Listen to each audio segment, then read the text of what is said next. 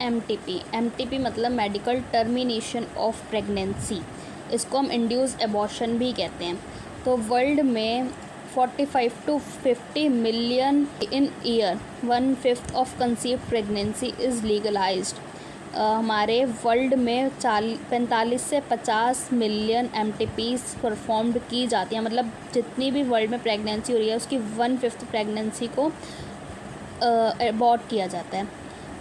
तो जो इंडिया की गवर्नमेंट थी उसने एमटीपी को लीगलाइज्ड किया था 1971 में, कुछ स्ट्रिक्ट एक्शंस के लिए, ताकि इसके मिसयूज़ को रोका जा सके। तो लोग एमटीपी ही क्यों कराते हैं? तो एमटीपी लोग इसलिए कराते हैं ताकि कई बार क्या होता है कि कई बार बच्चे को ख़तरा होता है, कई बार माँ को ख़तरा हो सकता है उस प्रेगनेंसी से, या फिर जो अनप्रोटेक्टेड इंटरकोर्स होता है, या फिर फेलियर के चांस हो सकते हैं, या फिर कोई रेप का केस होता है, तो एमटीपी इसीलिए परफॉर्म की जाती है।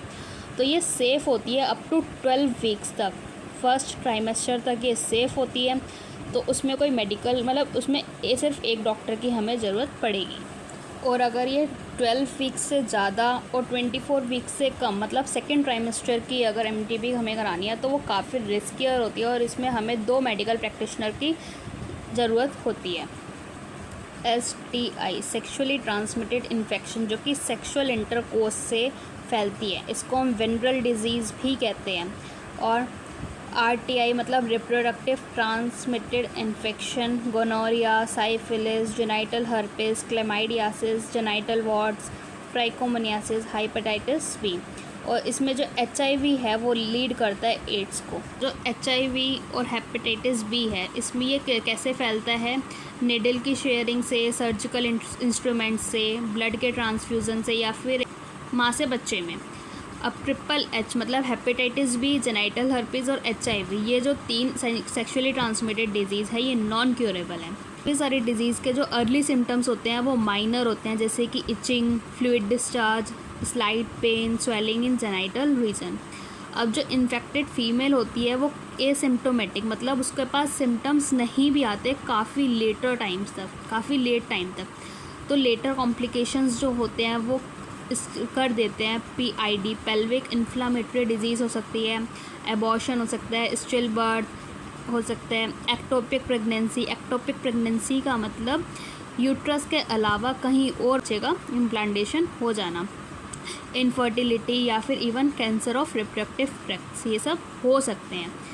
हाई अमंग 15 to 24 ईयर्स, ये 15 से 24 साल के बच्चों में काफ़ी ज़्यादा देखा जाता है। और एक इंसान इससे कैसे बच सकता है?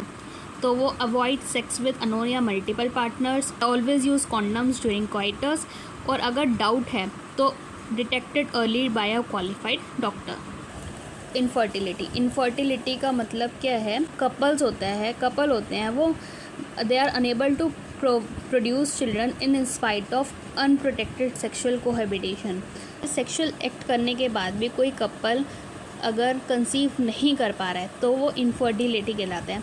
इसका रीज़न क्या हो सकता है? Physical, congenital disease, drugs, immunological, psychological भी हो सकते हैं। और इसके लिए क्या होता है?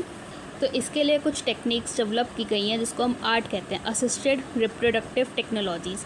ये 2 तरीके की होती हैं, इन विवो और इन विट्रो। तो इन विवो फर्टिलाइजेशन, ये क्या होता है? In vitro fertilization, IVF, in vitro fertilization. इसमें क्या होता है? फर्टिलाइजेशन जो होती है वो बॉडी के बाहर होती है, फॉलोड बाय एम्ब्रियो ट्रांसफ़र, इसे टेस्ट ट्यूब बेबी भी कहते हैं। तो फीमेल्स में जो ओवा होता है और मेल्स का जो स्पर्म होता है वो कलेक्ट किया जाता है जाइगोट को प्रोड्यूस करने के लिए।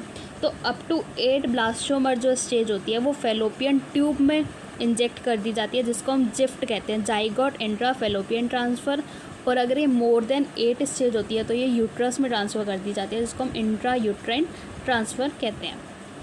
अब आता है इन वीवो मतलब विद इन फीमेल के अंदर जो फर्टिलाइजेशन हो रहा है। तो इसमें 2 होते हैं, gamete intra fallopian transfer, gift. इसमें क्या होता है? जो जैसे कि एक वुमेन है तो वो ओवम प्रोड्यूस नहीं कर पा रही है, तो किसी और फीमेल का ओवम लेके उस दूसरी फीमेल की फेलोपियन ट्यूब में ट्रांसफ़र करने को हम गिफ्ट कहते हैं।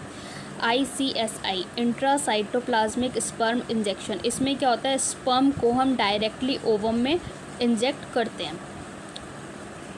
तो इनफर्टिलिटी जो होती है ये एक मेल पार्टनर की इनएबिलिटी की वजह से भी हो सकती है कि अगर वो फीमेल को इंसेमिनेट नहीं कर पा रहा या फिर उसका जो स्पर्म काउंट है वो काफ़ी कम है, तो इसी को हम कहते हैं आर्टिफिशियल इंसेमिनेशन, मतलब लो स्पर्म काउंट। इसमें क्या होता है, semen is artificially introduced into vagina या यूट्रस, फीमेल की वजाइना या यूट्रस में सीमन को आर्टिफिशियली इंट्रोड्यूस किया जाता है, इसको हम आर्टिफिशियल इंसेमिनेशन कहेंगे। और इस प्रोसेस को हम इंट्रा यूट्राइन इंसेमिनेशन IUI कहते हैं।